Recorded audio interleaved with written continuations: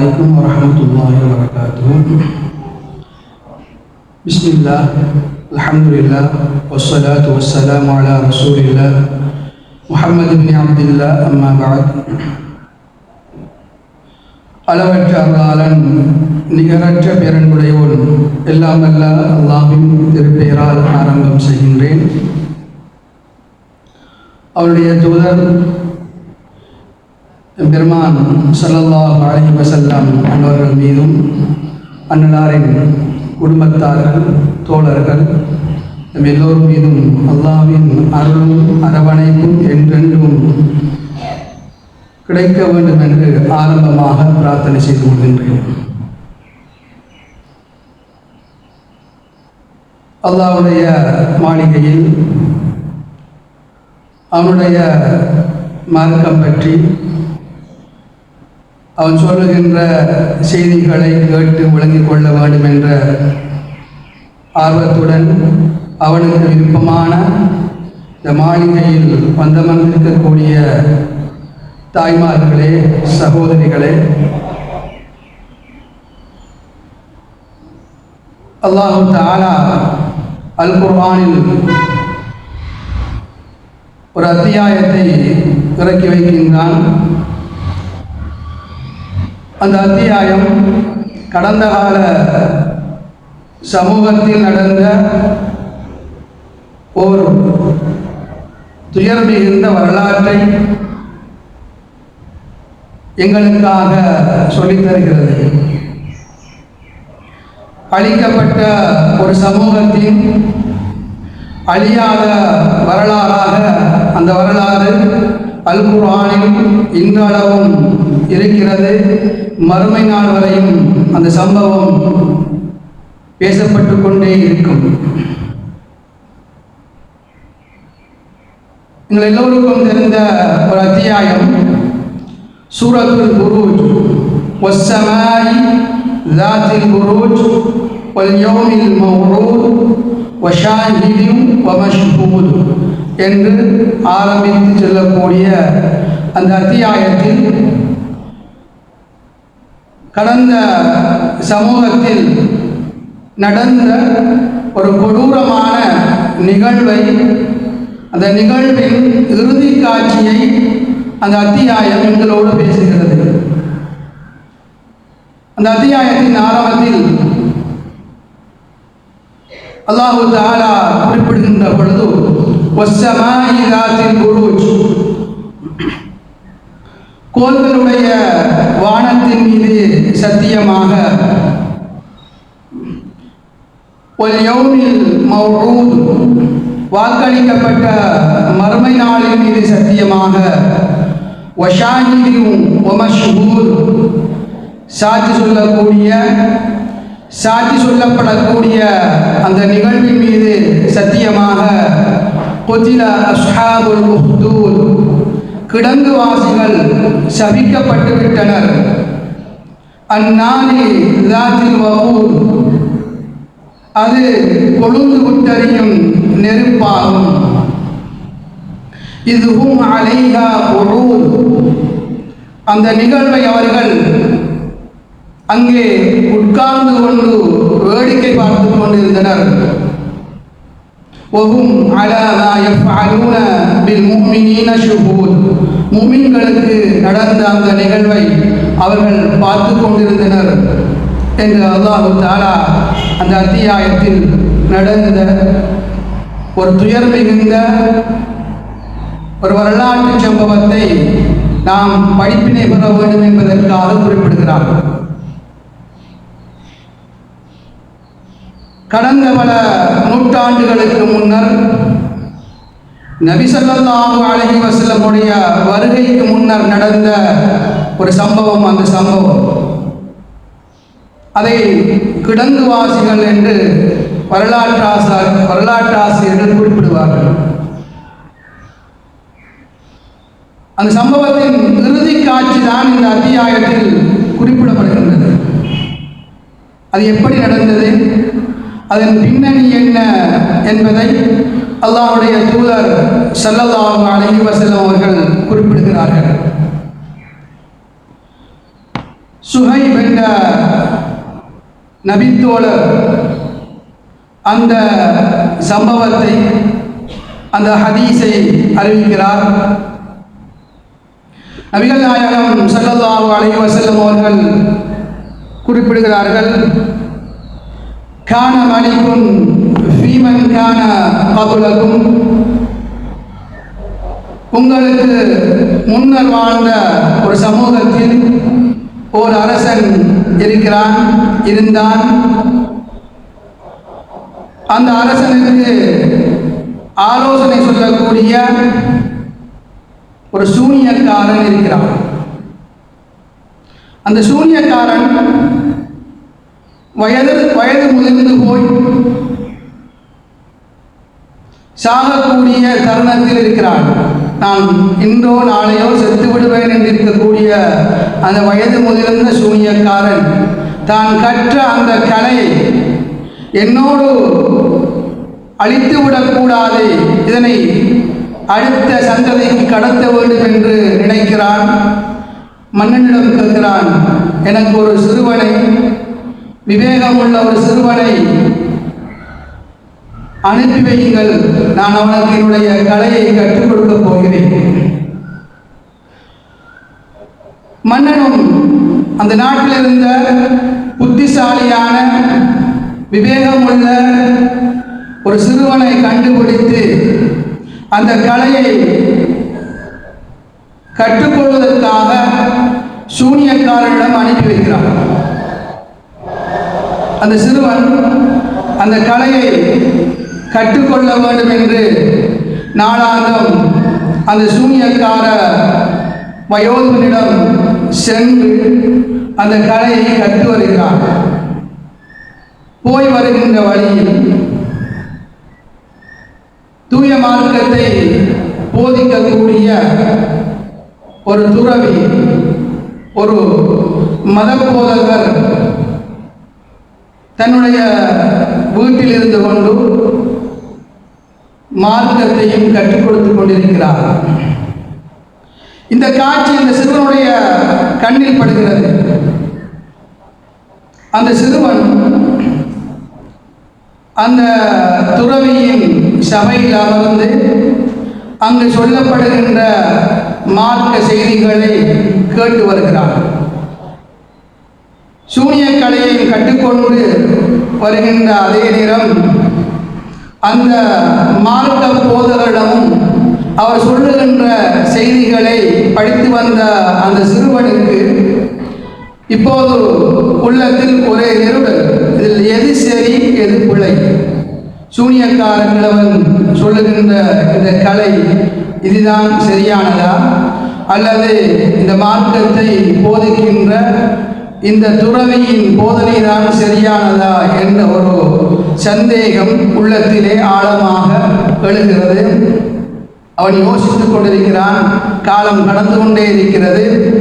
சூனியக்கார கிழவனிடம் சூனியத்தை கற்றுக்கொள்வதற்காக செல்லுகின்ற அந்த நாட்கள் குறைவடைகின்றது. இது அவனுக்கு நெருக்கடி உண்டாக்குகிறது. சூனியக்கார அந்த கிழவனிடம் அந்த கலையை கற்றுக்கொள்ள தாமதித்து போனால் அவன் ஏன் தாமதித்து வந்தாய் என்று அந்த சிறுவனை கண்டிக்கிறான். அல்லது இந்த சிறுவன் இரண்டையும் ஒரே நாளில் கற்றுக்கொண்டு வீட்டுக்கு நேரகாலம் தாழ்த்தி சென்றால்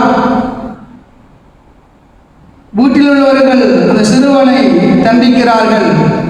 இப்போது அந்த மார்க்கத்தை கற்றுக் கொடுத்து கொண்டிருந்த அந்த பெரியவர் சிறுவனுக்கு ஆலோசனை சொல்கின்றார். உனக்கு சூனியக்காரன் உன்னை தண்டித்தார், ஏன் பிந்தி வந்தாய் என்று கேட்டால், வீட்டார் என்னை இன்று தாமதமாக அனுப்பிவிட்டார்கள் என்று சொல்லும். வீட்டுக்கு செல்வதற்கு நேரம் சென்றால் அவர்கள் உன்னை கண்டித்தால், நீ சூனியக்காரன் என்று என்னை விடுவதற்கு அனுப்புவதற்கு நேரம் சென்று விட்டது என்று சொல்லு. இப்படியாக நீ சமாளித்துக் கொள்ளலாம் என்று அந்த மத போதகரும் அந்த பெரியவரும் அந்த சிறுவனுக்கு வழிகாட்டுகிறார்.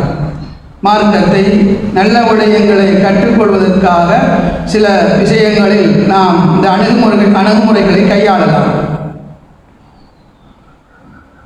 இப்படியே காலம் கடந்து கொண்டிருக்கின்ற பொழுது ஏற்கனவே நான் சொன்னதை போன்று சிறுவனுடைய உள்ளத்தில் ஒரு நெருடல், இதில் எது சரி எது பிழை. அவன் ஒரு வழியாக வருகின்ற பொழுது வழியிலே பெரும் மிருகம் படுத்துக் கொண்டிருக்கிறது.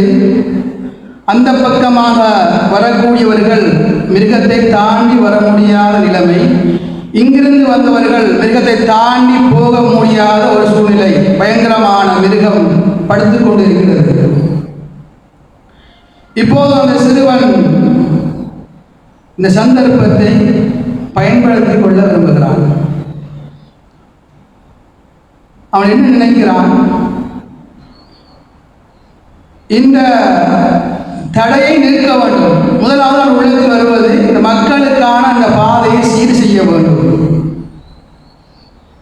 அவன் நினைக்கிறான். இப்போது ஒரு சிறிய கல்லை கையில் எடுக்கிறான். எடுத்த அந்த சிறுவன் இந்த மிருகத்தை இந்த இடத்திலிருந்து துரத்த வேண்டும். அதற்கு நான் இந்த கல்லை பயன்படுத்த போகிறேன். இதில் அந்த ராகி என்று சொல்லக்கூடிய மார்க்க பெரியவர் சொல்லுகின்ற செய்திகள் உண்மையானவையா, அல்லது அந்த சூனியக்காரன் கற்றுத்தந்த சூனியக்கலை தான் உண்மையானவையா என்பதை இந்த சந்தர்ப்பத்தில் நான் உரசி பார்க்க போகிறேன் என்று நினைத்து அந்த சிறுவன் அந்த கல்லை எடுத்து ஆரம்பமாக அவன் நினைப்பது, எனக்கு அந்த மார்க்கத்தை பற்றி கற்றுக் கொடுக்கின்ற அந்த பெரியவருடைய வார்த்தை உண்மையானது என்றால், அந்த அல்லாஹ் உண்மையானவன் என்றால் இந்த கல்லால் நான் அறிகிறேன். இதன் மூலம் இந்த பெருமிருகம் செத்துவிட வேண்டும், மக்கள் இந்த பாதையால் நிம்மதியாக பயணிக்க வேண்டும் என்று ஆரம்பமாக அந்த எண்ணத்தோடு நீயத்தோடு அந்த கல்லை எறிகிறான். அந்த பெருமிருகம் இறந்து விடுகிறது. மக்கள் எல்லோரும் தங்களுடைய பயணங்களை தொடர்கிறார்கள். நடந்த இந்த சம்பவத்தை அந்த சிறுவன் தனக்கு கற்றுக் கொடுத்த அந்த மார்க்க பெரியவரிடம் வந்து சொல்கிறான். அப்போது அந்த மார்க்க துறவி சொல்கிறார், அல்யௌம் அஃதலு மின்னி, இன்றைய தினம் நீ என்னை விட சிறந்த பெரிய மனுஷனாக போய்விட்டாய், நல்ல சிறந்தவனாக ஆகிவிட்டாய் என்று அந்த மார்க்க துறவி அந்த சிறுவனை வாழ்த்தி சொல்கிறார். சொல்லிவிட்டு சொல்கிறார், இன்னக சதுபுத்தலா, நீ சிறந்த ஆள்தான், நீ உண்மையை கண்டறிந்து விட்டாய், ஆனாலும் நீ எதிர்காலங்களில் சோதிக்கப்படுவாய் என்று அந்த பெரியவர் சொல்கிறார். இதன் பிறகு அந்த சிறுவனுக்கு அல்லாஹ் தஆலா அற்புதங்களை கொடுக்கிறான். அந்த சிறுவன் பிறவிக்குள்ளாக இருக்கக்கூடியவர்களை அவருடைய கண் பார்வையை பெற்றுக் கொடுக்கிறான். வெண்குஷ்டம் போன்ற பாரிய நோய்களால் பாதிக்கப்பட்ட மக்களுக்கு அவருடைய நோயை குணப்படுத்தி கொடுக்கிறான்.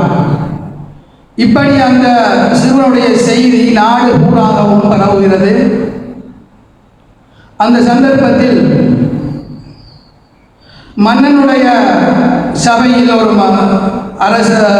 ஒரு மந்திரி இருக்கிறார். அவரும் கண் பார்வையற்றவர். அவருக்கும் இந்த செய்தி கிடைக்கிறது. இப்படி ஒரு சிறுவன் பார்வை தெரியாதவருடைய பார்வையை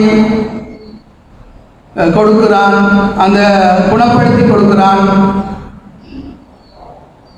பெரும் அற்புதங்களை எல்லாம் செய்கிறான் என்ற செய்தி அந்த அரச சபையில் இருந்த மந்திரிக்கு கிடைத்தவுடன் அவர் நிறைய அன்பளிப்புகளை எல்லாம் அள்ளிக்கொண்டு அந்த சிறுவரை சந்திக்க வருகிறார். வந்து சொல்கிறார், எனக்கு என்னுடைய பார்வையை பெற்று தந்தார், என்னுடைய இந்த கண்ணை குணப்படுத்தினால் நான் உனக்கு அதிகமான அன்பளிப்புகளை அள்ளிக்கொண்டு வந்திருக்கிறேன், அவற்றையெல்லாம் உனக்கு தருவேன் என்று சொன்ன பொழுது அந்த சிறுவன் சொல்கிறான், நான் குணப்படுத்தவில்லை, அல்லாஹ் தான் குணப்படுத்துவான்.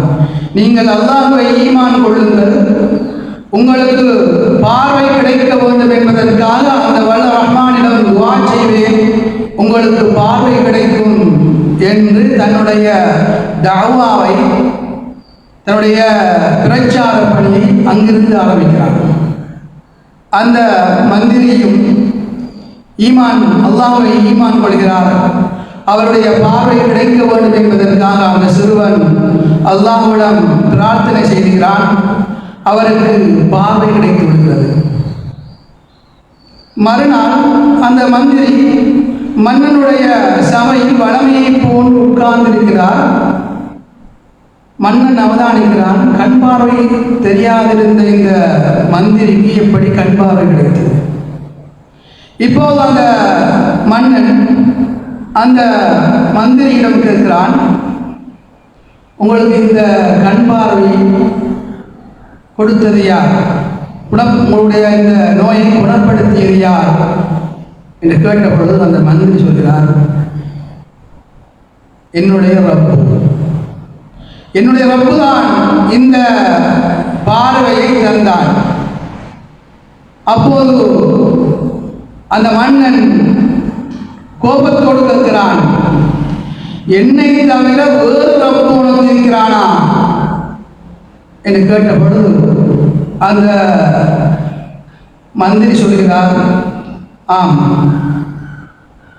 ரப்பி ரப்புக்கல்லா, என்னுடைய உன்னுடைய ரப்பு அல்லாஹ் என்று சொல்கிறார். அந்த மன்னன் எப்படிப்பட்டவன் என்றால், ஃபிர்அவுனை போல நான் தான் உங்களுடைய கடவுள் என்று வாதிட்டுக் கொண்டிருந்தவன். அவனைத்தான் அந்த மக்கள் எல்லோரும் கடவுளாக வணங்க வேண்டும் என்று அந்த மக்களுக்கு சொல்லிக் கொண்டிருந்தவன். இப்போது அந்த மன்னனுடைய சபையிலேயே அவனை ரப்பு இல்லை என்று ஏற்றுக்கொண்டு, ரப்பு இல்லை என்று நிராகரித்துக் கொண்டு அல்லாஹ்வை ரப்பாக ஏற்றுக்கொண்ட ஒரு மந்திரி வருகிறார் என்றவுடன் அவனுக்கு கோபம் அள்ளிக்கொண்டு வருகிறது. அந்த மந்திரியை கடுமையாக தண்டிக்கிறான். உனக்கு இந்த கொள்கையை கற்றுத்தந்தது யார் என்று அந்த மந்திரியை மன்னன் தண்டித்த பொழுது அவர் அந்த சிறுவனை காட்டிக் கொடுக்கிறார். சிறுவன் அந்த மன்னனுடைய சபைக்கு கொண்டு வரப்படுகிறான். இப்போது மன்னன் சுதாகரித்துக் கொண்டு கேட்கிறான். அந்த சிறுவனை அந்த மன்னனுக்கு தெரியும், அவன்தான் அந்த சிறுவனை அந்த சூனியக்காரனிடம் அந்த கலையை கற்றுக்கொள்வதற்காக அனுப்பியவர்.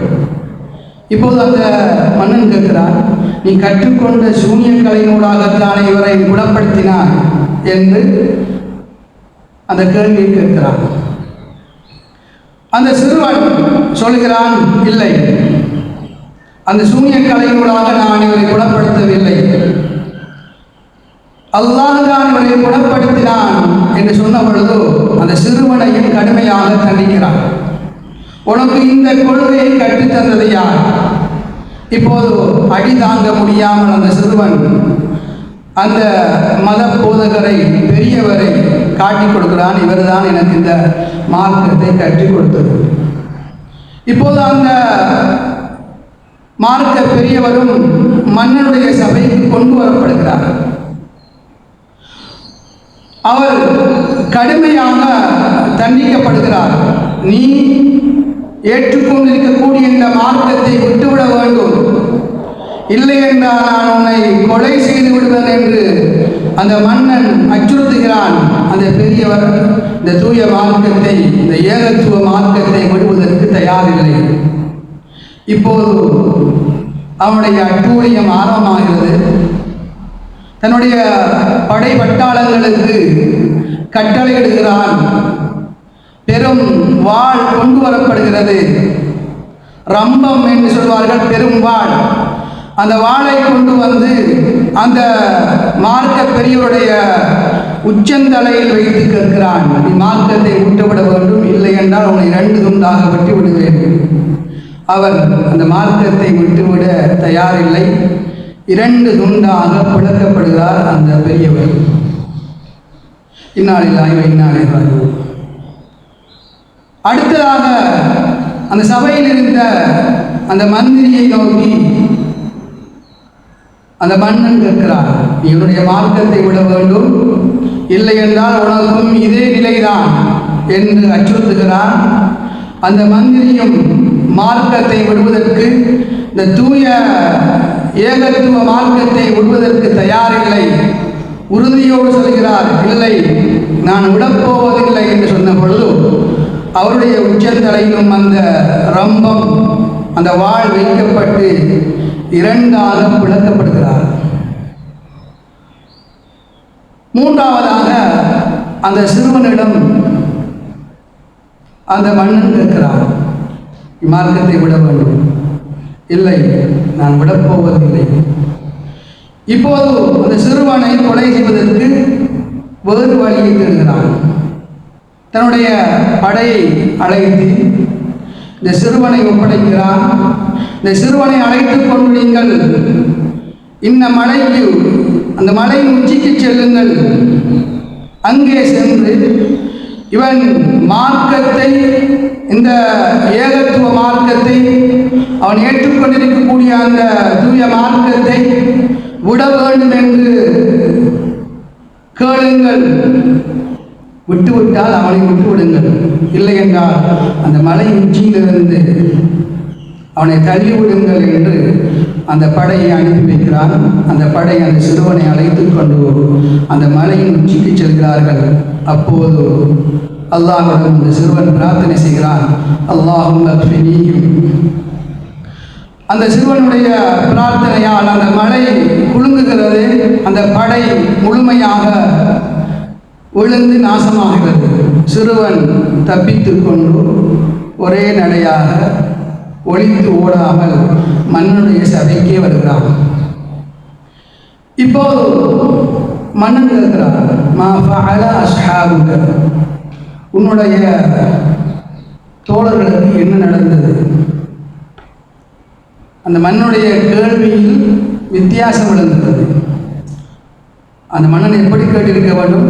நான் அனுப்பி என்னுடைய படைகளுக்கு என்ன நடந்தது என்று கேட்டிருக்க வேண்டும். ஆனால் அவன் கேட்கிறான், மா ஃபஅல அஸ்ஹாபுக, உன்னுடைய தோழர்களுக்கு என்ன நடந்தது? ஏனென்றால் மன்னனுக்கு புரிந்துவிட்டது, நாம் அனுப்பிய படை அழிந்து விட்டது என்று அவன் புரிந்து கொள்கிறான். தோல்வி, அந்த தோல்வியை அவன் தன்னோடு இணைத்துக் கொள்ள விரும்பவில்லை. அந்த படை தோற்றுவிட்டது, தோற்றவர்களை தன்னோடு இணைத்துக் கொள்ள அவன் விரும்பவில்லை. இது பொதுவாக மனித இயல்பு. நாங்களும் எங்களுக்குள்ள அப்படி நடக்கும். குடும்பத்தில் கணவன் மனைவி, உம்மா வாப்பாக்குள்ள அப்படியான உரையாடல்கள் நடக்கும். பிள்ளை நல்ல பிள்ளையாக இருந்தால், கெட்டிக்கார பிள்ளையாக சமூகத்தில் பேசப்படுகின்ற பிள்ளையாக இருந்தால், வாப்பா தன்னோட அழைத்து எந்த பிள்ளை கெட்டிக்காரன் என்று சொல்வார். அந்த பிள்ளை மோசமானவனாக இருந்தால், உண்ட பிள்ளையை பார்த்தியா என்ன செஞ்சிருக்கான் என்று கேட்பார். மோசம் என்று வந்தால், தோல்வி என்று வந்தால் அது ஒன்றை என்று மத்தாக்களோடு சாட்டி விடுவதும், வெற்றி என்று வந்தால், நல்லது என்று வந்தால் அது என்னோடது என்று இணைத்துக் கொள்வதும் அது மனித இயல்பான ஒரு காரியம். இதே நடையில் தான் அந்த மன்னுடைய கேள்வியும் இருக்கிறது. இயல்பிலேயே நாங்கள் தோல்விகளை அல்லது குறைகளை எங்களோடு சொல்வதற்கு நாங்கள் தயங்குகிறோம். ஒரு ஓரமாக அல்லது வீதியில் பழமையாக கிடக்கிற ஒரு கல்லில் போய் நாங்கள் தான் கால் அடிப்போம்.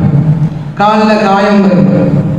என்ன செஞ்சுன்னு கேட்டால் கல் அடிக்க போட்டுன்னு சொல்லுவோம். நான் உண்மையில் கல் சும்மா தான் கிடந்துச்சு, நாங்கள் தான் போய் கல்லுக்கு உதைச்சது. நான் கல்லுக்கு அடிச்சேன், அதனால் காலில் காயம் வந்துச்சுன்னு நாங்கள் சொல்லலை, கல் அடித்து போட்டுன்னு சொல்லுவோம். தவிர இன்னொரு ஆளில் போடுறது. அளவாகத்தான் நாங்கள் ஷர்ட்டோ அல்லது எங்களுடைய ஆடைகளை வாங்கியிருப்போம். கோட்டு பார்த்து கணக்காக சைஸாக எல்லாம் பார்த்து வாங்கியிருப்போம். கொஞ்சம் காலம் போகக்குள்ள அது நாங்கள் கொஞ்சம் உடம்பு வச்சதால அங்கே இங்கே பிடிக்கிறதுக்கு ஆரம்பிக்கும், இறுக்கமாக இருக்கும். என்னென்னு கேட்டால் ஷர்ட் அல்லது சட்டை சின்னனா போயிட்டு சொல்லுவோம். நாங்கள் கொஞ்சம் பெருசாக போயிட்டோம் என்றதை சொல்கிறதுக்கு மனசு வராது. அந்த தவறுகளை எங்களை பக்கம் முனைச்சிக்கிறல மற்ற ஆட்கள் தான் தவறை போடுறது. இது குடும்பத்தில் மனுஷன் இயல்பாக அங்கங்கே நாங்கள் பேசுகிறத கேட்டிருக்கிறோம். இதே ஒரு நடைமுறையை தான் அந்த மன்னனும் கையாளுகிறான். தப்பு தோல்வி அவன பக்கம், அவன படைதான் போய் கூட்டிட்டு போனது. அவர்கள் அல்லாஹ்வின் உதவியால் அழிக்கப்படுகிறார்கள். சிறுவன் தப்பித்து வருகிறான். இப்போது அந்த சிறுவனிடம் அவர்கள் கேட்ட, அந்த மன்னன் கேட்ட கேள்வி, மா ஃபஅல அஸ்ஹாபுக, உனது தோழர்களுக்கு என்ன நடந்தது? அவன் சம்பவத்தை சொல்கிறான். மீண்டும் அந்த சிறுவனை அவன் அழித்து விட வேண்டும் என்று நினைத்து இன்னும் ஒரு படையை தயார் செய்து அந்த படையிடம் அந்த சிறுவன் ஒப்படைக்கப்படுகிறான்.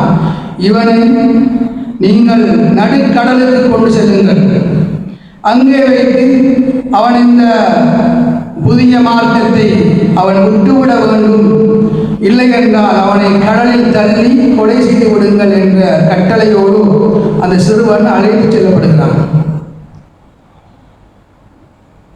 கடலுக்கு கொண்டு போன பொழுது அந்த சிறுவன் அல்லாஹ்விடம் உதவி இருக்கிறான். அல்லாஹும்ம ஃபினீஹ், அந்த வள்ளம், அவர்கள் அழைத்து சென்ற அந்த வள்ளம் ஆட்டம் காணுகிறது, கவிழ்கிறது.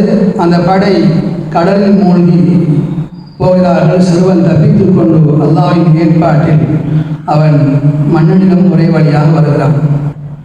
அந்த சிறுவன் விட்டால் போதும் ஓடி ஒளிந்து விடுவோம் என்று நினைக்கவில்லை. அவன் சத்தியத்தை ஏற்றுக்கொண்டவன், சத்தியத்தை உலகத்தில் நிலைநாட்ட வேண்டும் என்று விரும்பியவன். அது மன்னனுடைய சபையில் வைத்துத்தான் அதை நிறுவ வேண்டும் என்று அவன் நினைக்கிறான். ஓடாமல் ஒளியாமல் மன்னனிடம் வருகிறான். இப்போது மன்னன் திகைத்து போகிறான். இந்த படையும் அழிந்து விட்டது, என்ன செய்வது என்று கையை பிசைந்து கொண்டிருந்த பொழுது சிறுவன் ஆலோசனை சொல்கிறான். உன்னால் என்னை கொலை செய்ய முடியாது, என்னை கொலை செய்ய வேண்டுமாக இருந்தால் நான் சொல்ற மாதிரி நீ செய்யணும். அப்படி செஞ்சால் மட்டும்தான் என்னை கொலை செய்ய முடியும். சொல்லு, என்ன சொல்லு, நான் சொல்ற மாதிரி நான் செஞ்சோன்னு கொலை செய்கிறேன் என்று மன்னன் கேட்கிறான். என்னை கொலை செய்ய வேண்டுமாக இருந்தால் இந்த பிரதேசத்தில் உள்ள அத்தனை மக்களையும் ஒரு பெரும் வெறியில் ஒன்று கூட்டு, எல்லோரையும் ஒரே இடத்தில் ஒன்று சேரு, என்னை ஒரு மரத்தில் கட்டி வை, எனக்கு பின்னால் நான் கூட்டில் அம்புகளை வைத்திருப்பேன், அதிலிருந்து ஒரு அம்பை நீ எடு, உன் வில்லில் மாட்டி அந்த அம்பை நீ பிஸ்மில்லாஹி ரப்பி ஹாதல் குலாம், இந்த சிறுவனுடைய ரப்புடைய பெயரை கொண்டு நான் இந்த அம்பை எறிகிறேன் என்று நீ அம்பை எறி, அப்படி செய்தால் என்னை கொலை செய்துவிட முடியும் என்று சிறுவன் சொல்லுகிறார். இதை அந்த மன்னன் ஏற்றுக்கொண்டு இந்த சிறுவன் சொன்ன மாதிரி எல்லா ஏற்பாடுகளையும் செய்கிறான்.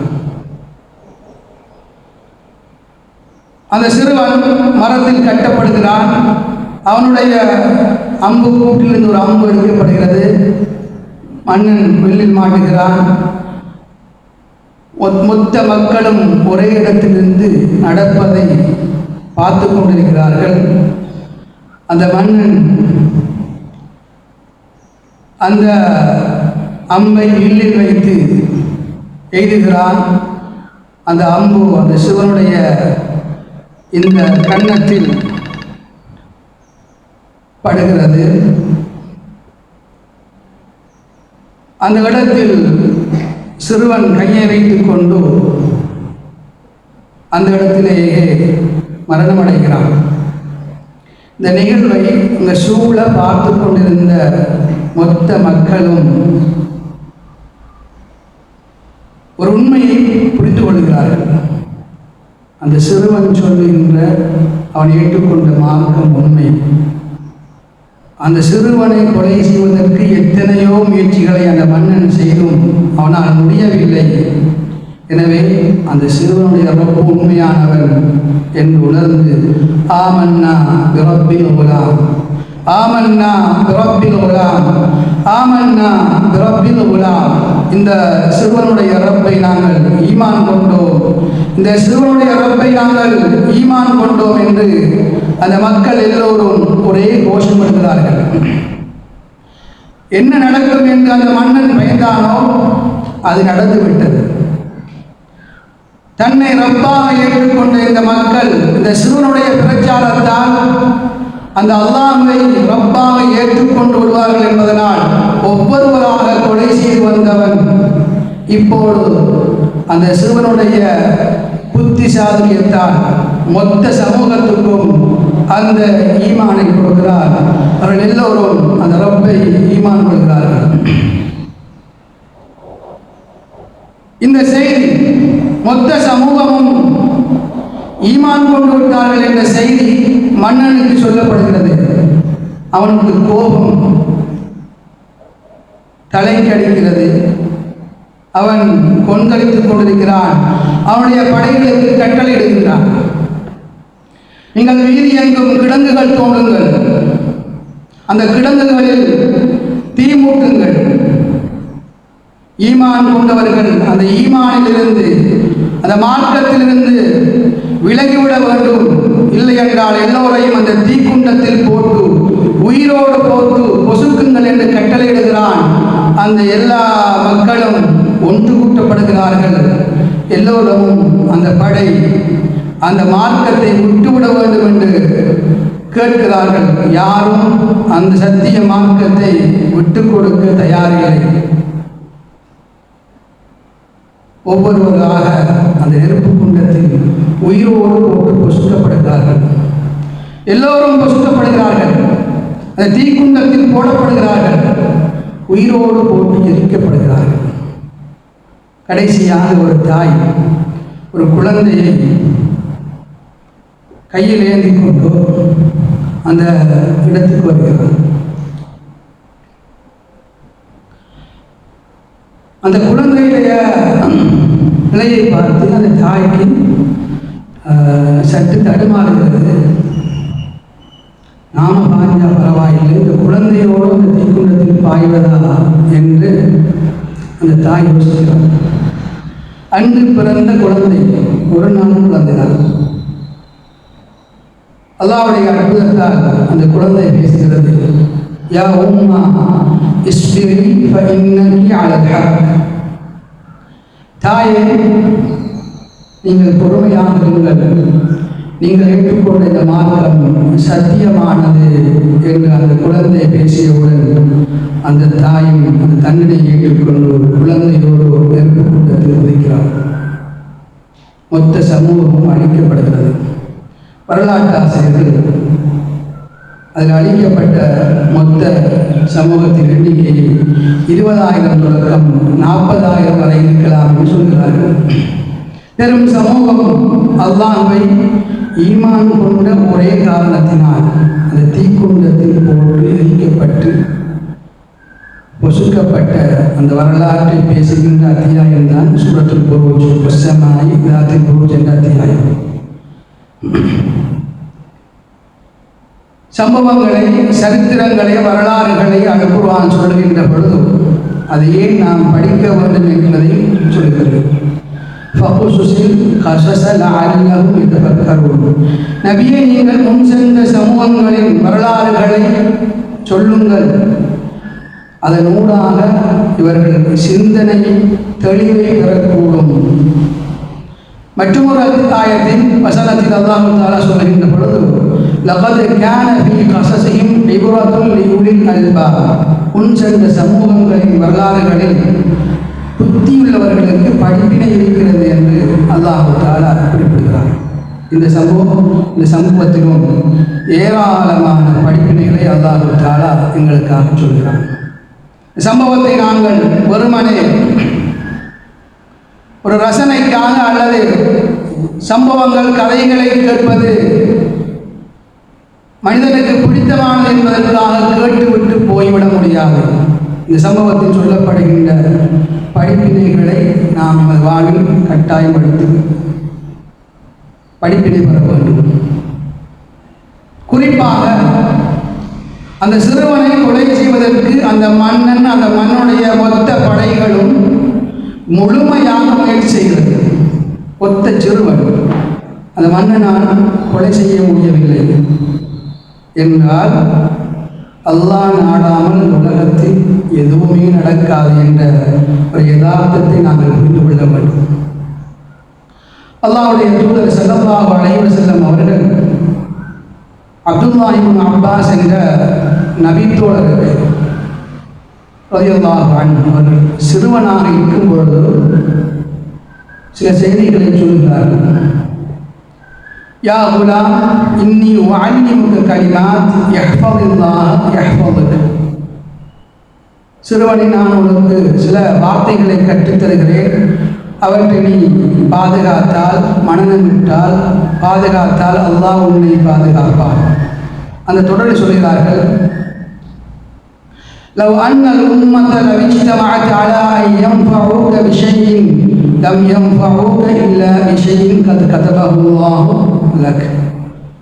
சிறுவனே, ஒட்டுமொத்த சமூகமும் உனக்கு ஏதாவது நன்மை செய்ய வேண்டும் என்று நினைத்து அதற்காக அவர்கள் முயற்சி செய்தால் அல்லாஹ் நாடவில்லை என்றால் எதுவும் செய்ய முடியாது.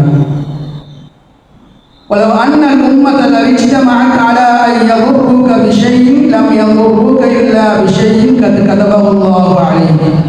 ஒட்டுமொத்த சமூகமும் உனக்கு ஏதாவது தீங்கு செய்ய வேண்டும் என்று நினைத்து உனக்கு தீங்கு செய்ய அவர்கள் முயற்சி செய்தால் அல்லாஹ் நாடாவிட்டால் எதுவும் செய்துவிட முடியாது என்ற ஒரு செய்தியை அல்லாஹ்வுடைய தூதர் ஸல்லல்லாஹு அலைஹி வஸல்லம் அவர்கள் சிறுவனாக இருந்த அப்துல்லாஹ் இப்னு அப்பாஸ் ரலியல்லாஹு தஆலா அன்ஹுவுக்கு கற்றுக் கொடுத்தார்கள்.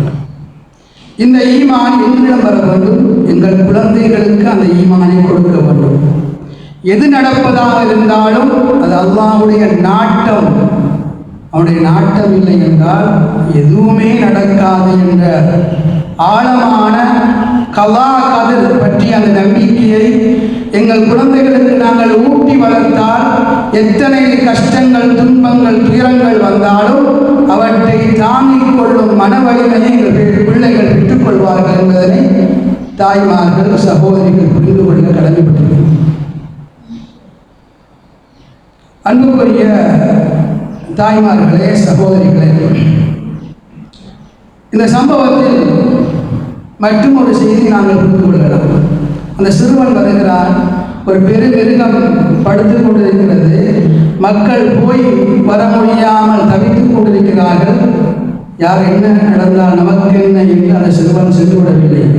அந்த வீதியை மக்கள் போக்குவரத்துக்காக சரி செய்ய வேண்டும் என்று நினைக்கிறான்.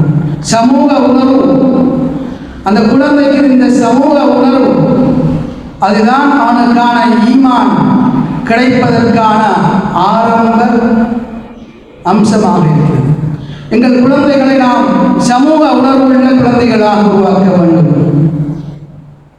சமூகம் பற்றி சிந்திக்கின்ற, சமூகத்திற்கு நன்மை செய்கின்ற குழந்தைகளாக நாங்கள் உருவாக்க வேண்டும். அத்தகைய உணர்வுகளை ஊட்டி வளர்க்க வேண்டிய பொறுப்பும் தார்மீக கடமையும் குறிப்பாக தாய்மார்களுக்கு இருக்கிறது என்பதனை புரிந்து கொள்ள வேண்டும். அல்லாஹ்வுடைய தூதர் ஸல்லல்லாஹு அலைஹி வஸல்லம் சொன்னார்கள், உங்களில் மிகச் சிறந்தவர் யார் பிறருக்கு அதிகம் நன்மை வைக்கிறாரோ, நல்லது செய்கிறாரோ அவர்தான் உங்களில் மிகச் சிறந்தவர். அல்லாஹ் அல்-குர்ஆன் சொல்கின்ற பொழுது, நீங்கள் நல்லதை செய்யுங்கள், நீங்கள் வெற்றியாளர்களாக ஆகுவீர்கள் என்று குறிப்பிடுகிறார்.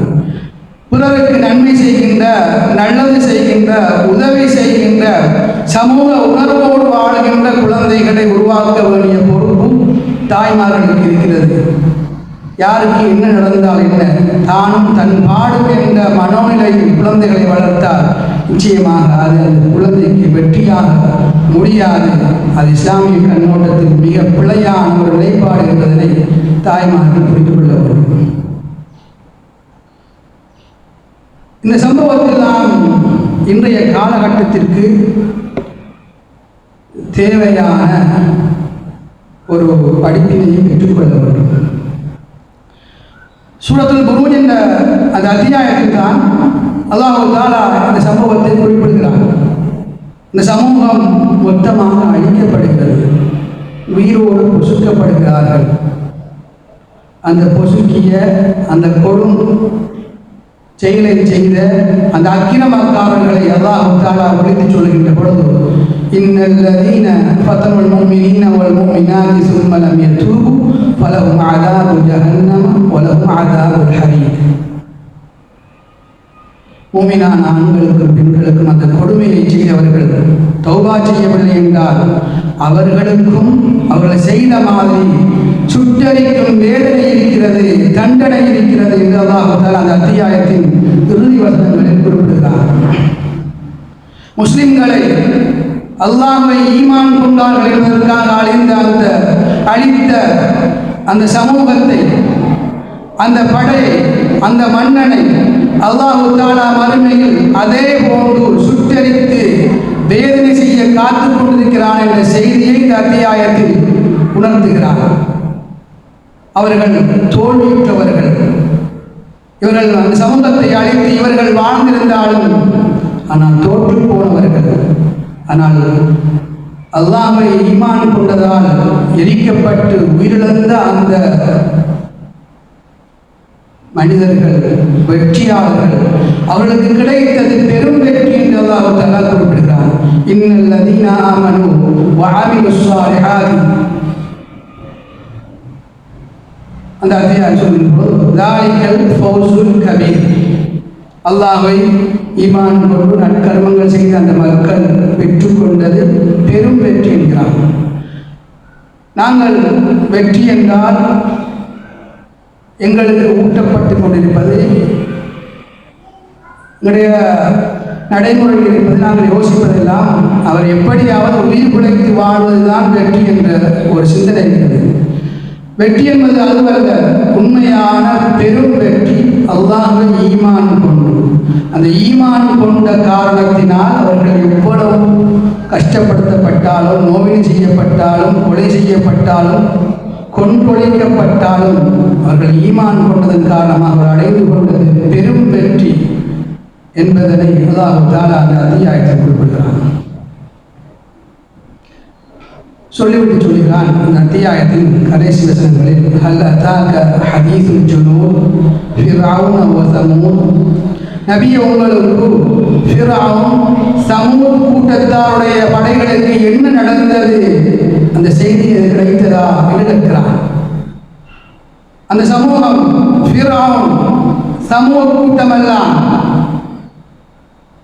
தாத்தாரிகள் போன்ற பெரும் படைகள் எல்லாம் முஸ்லிம்களை அழிப்பதற்காக, அழித்தொழிப்பதற்காக பெரும் அராஜகத்தை இந்த நாட்டிலே, இந்த உலகத்திலே செய்தவர்கள், பெரும் கொடுமையை செய்தார்கள். முஸ்லிம்களை கொத்து கொத்தாக அழித்தார்கள். ஆனால் அழித்தவர்களும் அழிந்து போனார்கள், இஸ்லாம் அழியவில்லை.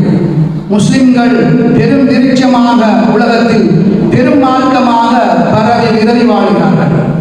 அல்லாஹ் தஆலா அந்த வசனத்தில் எதை உணர்த்துகிறான்? இஸ்லாத்தை அழிக்க நினைப்பவர்கள் அழிந்து போவார்கள், இஸ்லாம் ஒருபோதும் அழியாது, வாழும், அது சத்திய மார்க்கம், மறுமை வரை வாழும் என்று செய்தியை உணர்த்துகிறான். இப்போது நாங்கள் முஸ்லிம்களுக்கு நடக்கின்ற கொடுமையை நாங்கள் பார்க்கிறோம். சமூக ஊடகங்களிலே, ஃபேஸ்புக் போன்ற சமூக வலைத்தளங்களிலே பலஸ்தீனில் நடக்கின்ற அந்த கொடூரம், முஸ்லிம்கள் என்ற ஒரே காரணத்தினால் அவர்களுக்கு நிகழ்கின்ற அந்த துயர் நாங்கள் பார்த்து வருகிறோம். காசா முஸ்லிம்கள் மொத்தமாகவே காசா அழிக்கப்பட்டுவிட்டது. எஞ்சியிருந்த ரஃபா என்ற நகரம் இப்போது மிக மோசமாக தாக்கப்படுகிறது. அங்கு நடக்கின்ற காட்சிகளை பார்த்தால் அதை நாங்கள் பார்க்க முடியாத அளவுக்கு துயர் மிகுந்த மிக மோசமான கொடுமைகளை எல்லாம் இஸ்ரேல் என்ற அரக்கை செய்து கொண்டிருக்கிறார். தலை துண்டிக்கப்பட்ட குழந்தை தந்தை எடுத்துட்டு ஓடி வருகிறார். காட்சியை பார்க்கிறோம். இப்படியெல்லாம் ஒரு மோசமான ஒரு நிலைக்கு முஸ்லீம்கள் இப்போது இந்த நிமிடம் வரை மிக பயங்கரமான தாக்குதலை, மிக பெரும் அராஜகத்தை, மிக பெரும் அநியாயத்தை, அட்டூழியத்தை எங்களுடைய சகோதரர்களாகிய பலஸ்தீன முஸ்லிம்கள், காசா முஸ்லிம்கள் அனுபவித்துக் கொண்டிருக்கிறார்கள். ரஃபா என்ற பிரதேசத்தில் வீடுகளில் இருந்தால் கொண்டு வீசி கொண்டு விடுவார்கள் என்று பயந்து அகதி முகாம்களில் தஞ்சமடைந்தவர்களை கொண்டு போட்டு அழித்துக் கொண்டிருக்கிறார்கள். முஸ்லிம்கள் மொத்தமாக அழிந்து கொண்டிருக்கிறார்கள். மிகப்பெரிய அநியாயம் அங்கே நடந்து கொண்டிருக்கிறது. இதற்கு முதல் ஏரியல் ஷரோன் என்ற இஸ்ரேல் பிரதமர் ஒருத்தர் இருந்தார். அவனும் பலஸ்தீனில் மிகப்பெரிய கொடுமையை நடத்தியவன். அகதி முகாம்களுக்குள் தன்னுடைய இஸ்ரேலிய படைகளை அனுப்பி அங்கிருந்த அகதிகளை பல்லாயிரக்கணக்கில் கொண்டு கொடுத்தவன். ஆனால் அவனும் செத்து போனான். பல வருடங்களாக கோமா நிலையில் இருந்து பேச முடியாமல் உணர்வில்லாமல் கிடந்து செத்து போனான் அந்த ஏரியல் ஷரோன் என்பவன். இப்போது இந்த அட்டூழியத்தை செய்யக்கூடிய இஸ்ரேலிய பிரதமராக இருப்பவன் பெஞ்சமின் நெதன்யாகு, அவனும் செத்து போவான்.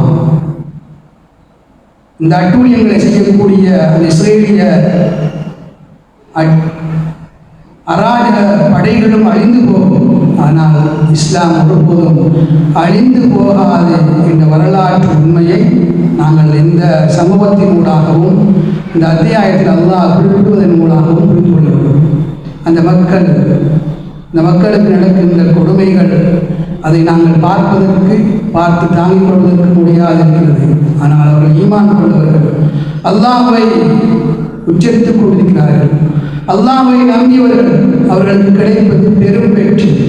அவர்கள் ஈமான் கொண்ட காரணத்தினால் அவர்கள் மொத்தமாக அழிக்கப்பட்டாலும் அல்லாஹ் அல் குர்ஆனில் சொல்வது கொண்டு ஸாலிகல் ஃபௌஸுல் கபீர், அது மாபெரும் வெற்றி, சமூகத்திற்கு அது வெற்றியாக அமையும்.